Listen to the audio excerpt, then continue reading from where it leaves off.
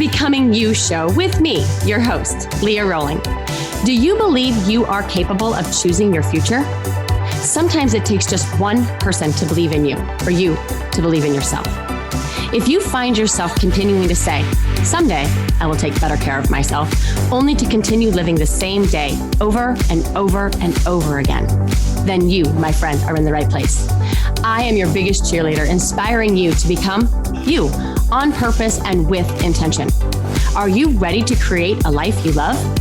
I'm excited to share with you some big ideas that you can use today to inspire, impact, and influence your life and everyone in it. The Becoming You show starts now.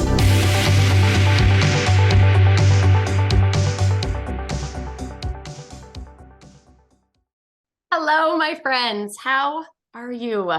Can you believe we are in a new month? And if you know me, I get super geeked about a new month. I'm really excited about this month. I get to leave to go on a cruise here on Sunday. It's a little work, a little fun. And I get to meet with some amazing and incredible people. I'm super excited about that. It is baseball, so we will have more updates on how the boys are playing as the month goes along. I am making some progress on the book that I'm writing. I'm also co-authoring another book around quantum strategy, and I'm super excited about that. We have an upcoming webinar on this month, May 19th, so save the date.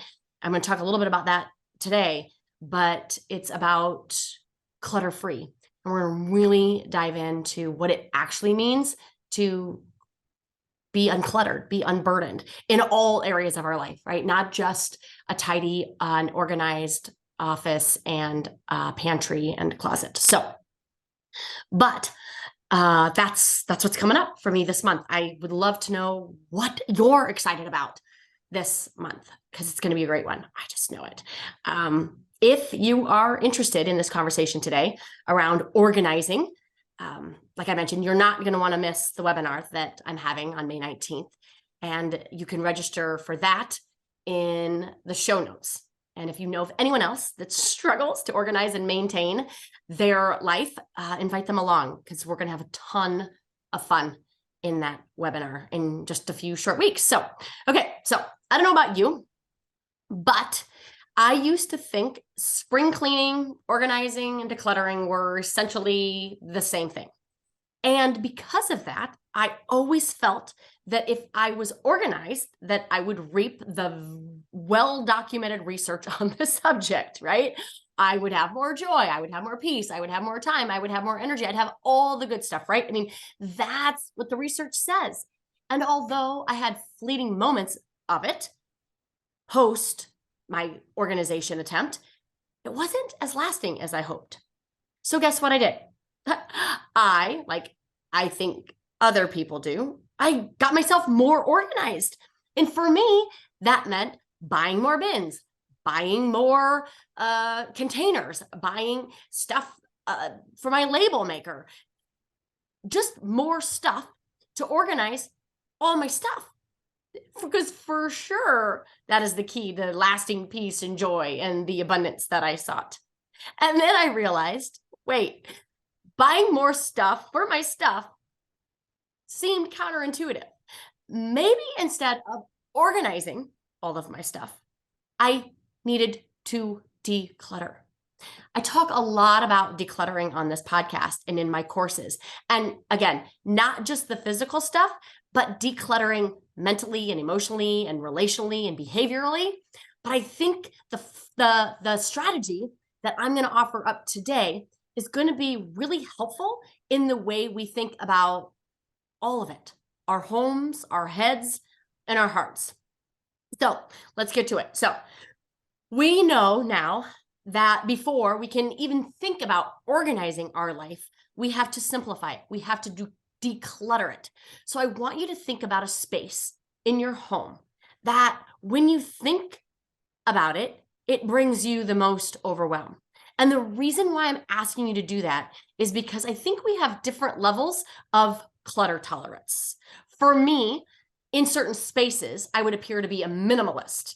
And in other spaces, like my office, you would think that I didn't know a thing about clutter control. But I think we have areas and tolerances like that. And not just clutter tolerances in our homes, but we have clutter tolerances when it relates to the other areas of our life as well. We tolerate certain behaviors, we tolerate certain people, we tolerate certain distractions. And in other cases, we don't. So once you have that area in mind, let's work through this strategy to see if we can't declutter that space once and for all. So the first thing we're going to do, the first part of this 4-part strategy is toss. Okay. Toss. I want you to toss anything in that area that is garbage, meaning you're not keeping it, you're not donating it in any way by either selling it, sharing it, giving it away. The reason I like to start with that is that the space immediately feels lighter and you get some momentum. And when we start with stuff that doesn't hold any emotional meaning, right? It's easier to get rid of, like trash, stuff you're just going to throw away regardless. It doesn't really have a lot of emotional meaning. And so it's really easy to get rid of it. And the minute you get rid of it, you free yourself up and you create, like I mentioned, that momentum and that space to keep going. So that's the first thing, toss. Super simple. So think about your area and think about what is garbage, what you don't want in there. You don't want to give away, you don't want to keep it, you just want it gone. Okay. That's the first step. The second step is to touch it once. Okay. I don't know about you, but when I have followed the rules of so many of the great organizational experts, I would have more of a mess than when I started. And I mean, you guys, I've read, as you can see, I don't know if you're listening to me on my podcast, you can't see my bookshelf, but my bookshelf is full of books on all the areas of research and interest that I have. And I've read probably a good dozen books on organization and on decluttering and what they'll have me do. And I'm guessing it's beneficial for some people, but for me, it leaves more of a mess. What they'll have me do is they'll make me take everything out of a set area. And now I just have that mess in a different area. And I have a bunch of piles. Okay. So the goal of the strategy that I'm laying out to you today is to leave your space better, always better. It's no wonder that most of us dread spring cleaning and organizing. Like I mentioned, I used to take everything out of an area and then sort it. And then I would put it into piles, right? And then even applied my own rules to it, right? And I'm going to debunk my own rule today. So that's going to be fun. But then I would have a home that was overwhelming in the first place, but now more overwhelming with all the piles. And even though I planned an hour or two to tend to this space, inevitably life happens and I'm pulled away from it, leaving more of a mess. Could anyone relate, right? So we're touching it once. And I know this might seem inefficient, but just keep with me on this one, okay? As you go through your space, you're going to touch everything one time. And you are going to ask yourself this question. So I'll confess, I used to ask myself, this is me debunking me, do I love this? I mean, really love this. And if I did, I would keep it. And if I didn't, I would put it in the donate box. More on that later. But that didn't work for me, you guys, because you know how much I love, right? I can make a case to pretty much love anything. And I'm sure most of the stuff that I have in my house, I love because I bought it at one point in time. The other reason why this doesn't work is that the more we can take the emotion out of it, right, decluttering that is, the more simplified our life becomes. This might be the one and only time I encourage you all not to feel. So that question doesn't work, or at least it didn't work for me. So the question now I ask is not whether I love it, not whether it makes me feel light, not whether I think it goes in this space, but rather, where does this belong? Where does it go? Where is its home? And then You don't put it in a pile to take there. You take it there right now. We're not putting it in a pile that goes to the kids' rooms or on the steps to take up or in the kitchen counter or in the storage room in the basement. We are taking it to its rightful home. Why? Because the goal is to better the space. Okay. Now, when you take it to its rightful home, that will be revealing to you, right? It will create some ahas. When you take it where it goes, is there room for it? And if not, we need to evaluate what we're willing to get rid of in order to make room for it. Okay. So when we think about our home, this is how I want you to think about your home. I want you to think about your home as spaces, as containers. We can let the shelves, the closets, the drawers serve as a limit, a boundary. We can let the space make the hard decision for you. So let me give you an example. If we take water bottles, right? Let's say we have a water bottle. We take the water bottle, right? We take it to its home, and the home is the water bottle container in your pantry, and there is no more room, meaning the water bottles are overflowing in the container. Then we miss the opportunity and the responsibility of the container, which is to contain your stuff. This doesn't mean we go buy another container for extra water bottles. This means that we determine how many water bottles fit in the container and get rid of the extra. This is the same for every space, every shelf, every drawer, every closet. This is the same for our sock drawers, our jean shelves, our linen closets. Let the shelf, let the drawer, let the closet set the boundary for what it holds. And when we do that, we take out all of the emotion. I promise you, you have a good reason for buying that extra pair of socks or those jeans or that sweatshirt or those shoes, right? I'm sure you have a good reason when you bought it. And you have an equally as good of a reason for why you want to keep it. Okay. And so I want to share just a few reasons why we want to keep it, because I think sometimes knowing why, right, why we're wired to keep some of the things and most of the things that we bought, that we love, we're able on the other side to let it go. So here's a few reasons. This is one of the best, this is one of the reasons I get most of the time in my mind that comes up, and when other people push back on this declutter movement. We spend money on it. Here's a little fun fact, you guys.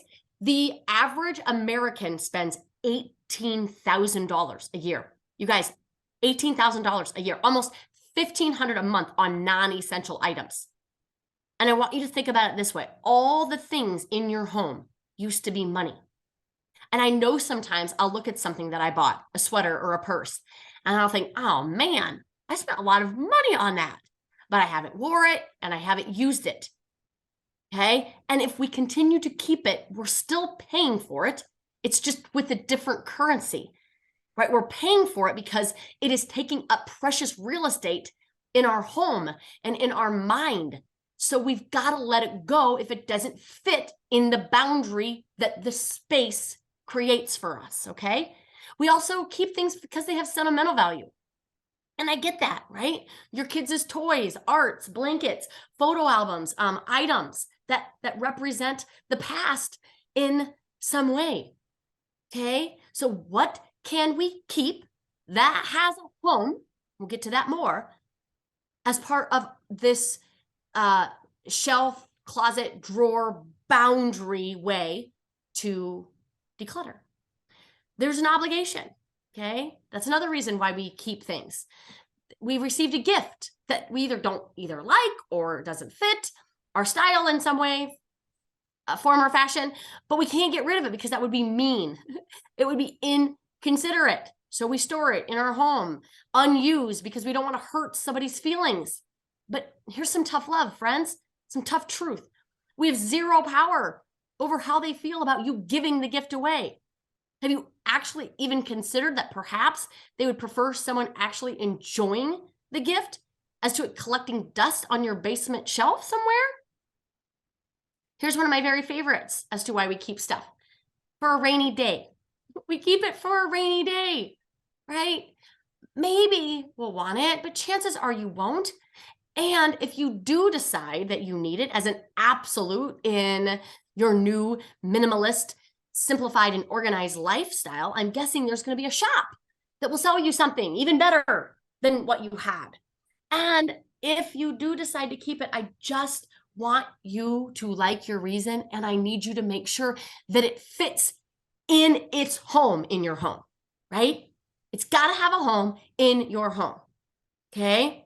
And the last reason I think, or the last reason that I'll offer up and share today, is that I think people are just overwhelmed. Like, where to even start?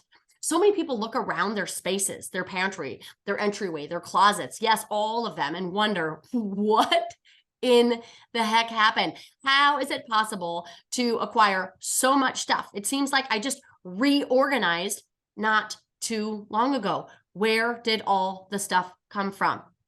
Which might just want us throwing in the towel and give up, but please don't. Okay. Where to start is irrelevant. Starting is all that is required. And this is going to be different. It's going to feel different because we're not just organizing and reorganizing all of our stuff.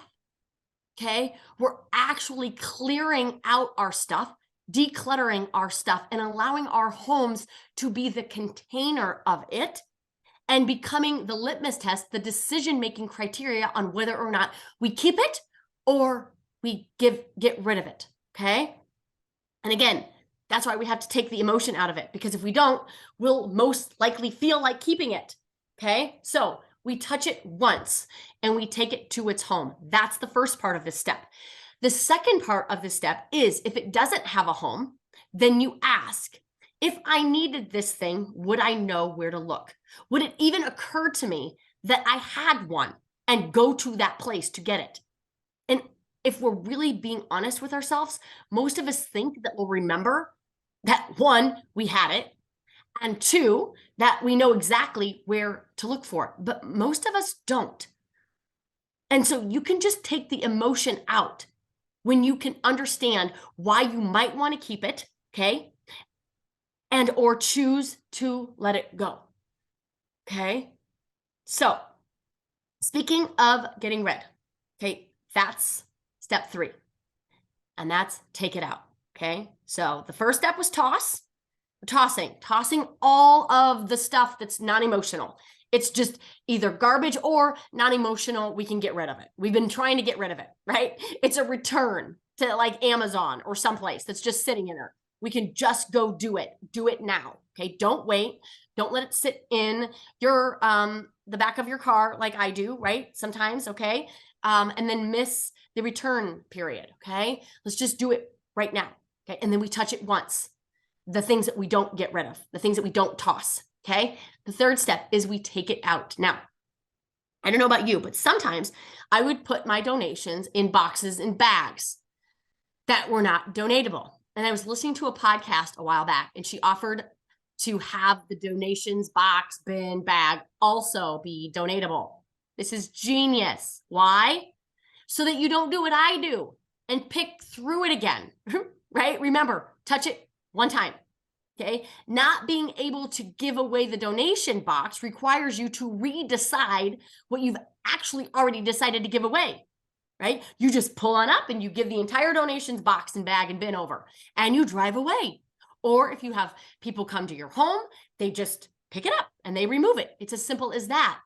You just have to take them to the entirety of the box. Now, all of this seems simple, and it is, but we want to overcomplicate it because of emotions, right? Because of the reasons why because what I just said, because we paid money for it, because somebody gave it to us once, because of a rainy day, okay? And we lose out on the benefits of organizing because we really haven't made the space lighter by clearing the clutter. We've just gotten better organized. We've just better organized all of our stuff. And once you have less stuff, you have less stuff to organize. I want you to truly understand the load effect, the effect cognitively and emotionally that all of our stuff has on us. It weighs us down. It makes us feel out of control.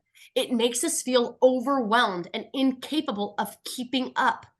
All the stuff, all the piles, all the overcramped spaces are constant reminders that we need to get our crap together, right? That's what my brain says all the time. Woman, get your crap together. Sometimes it uses the other word, okay? And then we have all of this unnecessary judgment and blaming and shaming of ourselves as to why we're incapable, right? Why we can't be organized, why we can't have the simplified rooms like you see on Pinterest and HGTV, why we can't keep up. And the reason why we can't keep up is because stuff has an energetic hold on us. And even though it's out of sight, it's not out of mind because it has frequency. All of the stuff that you organized and reorganized and bought new bins for and then shut away in your pantry and in your closet takes up space. It takes up energy. And I want more freedom for you. Freedom in all the things, right? Freedom in time, which is a clutter area that we're going to talk about. So if you have time clutter, meaning you feel like there's never enough time for you, you got to be on the call. You've got to be on our webinar in a couple of weeks. So get in those show notes, register it, okay? Freedom in relationships.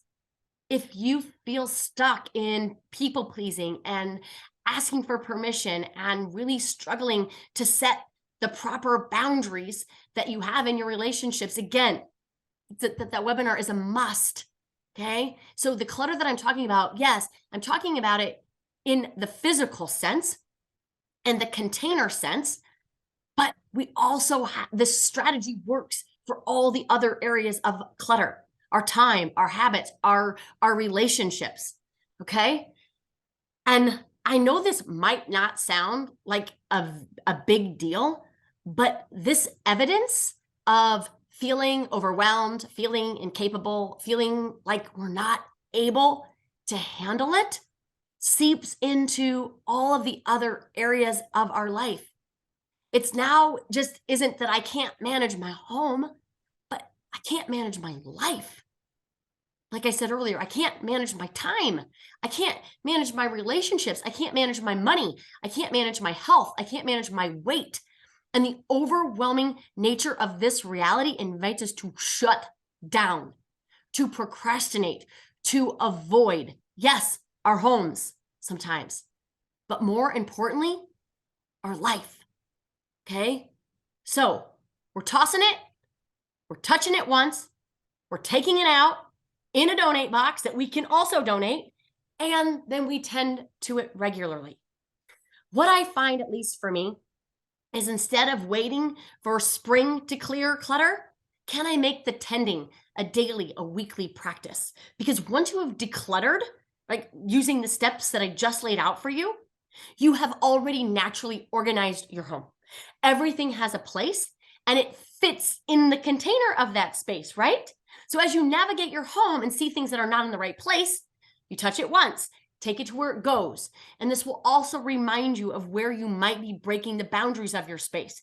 If you're bringing stuff into your home, but you're not getting rid of something to create space for the new thing, it will become really apparent in this last step of tending. You will immediately notice where you have to get rid of something. You will notice and tend to it before it has the power over you. I love this 4T framework for decluttering your home. But like I mentioned, it also works in every other area of your life. We unpack all of that in the Clutter-Free program, which I'll most likely be offering another cohort of that this summer. And like I mentioned, the webinar. So if you want to not only declutter your home, but your life, register in the show notes below. I have a few minutes before my producer tells me I need to sign off. So I want you to use this quick little framework in time, in particular, our to-do list. Now, if you're listening to me, this, I'm guessing that you have a to-do list or either written or in your head somewhere. So let's run through quickly how you might use this to declutter your to-do list and get you back some time. Okay. Toss.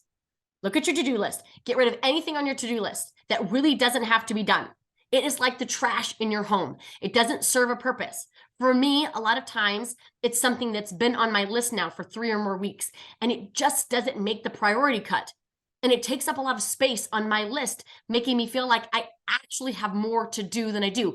It allows me to be more overwhelmed than is required.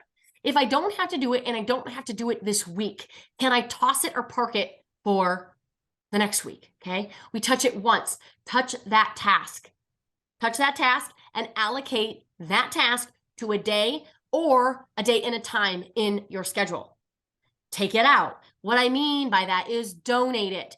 Give a task away. There are probably several things on your to-do list right now that either you don't have to do, meaning someone else can do it for you, right? Or that you don't have to do this week, like I mentioned. So I want you to donate it. Give it to someone else or donate that to the next week. And I really want you to be honest when you take it out, okay? A lot of times we think because we've always done it is a good reason for us to continue to do it. It's not. We also think that we would be more efficient at it. We would be better at it. Again, that is not a criteria for you taking it on. Okay. Just because you've always done it and just because you most likely are going to be better at it doesn't mean that you're the one that should do it. I want you to do the things that are in your genius, that are priorities to you, that are going to move that needle forward for you. Okay. And then we tend to it. We keep on top of it. That is why I talk about Sunday sets and Friday finishers. I want us to stay on top of our list so that it doesn't stay on top of us, suffocating us in the overwhelm and exhaust that it does without our commitment to it. We have to be on top of it. We have to check in with ourselves. How am I doing?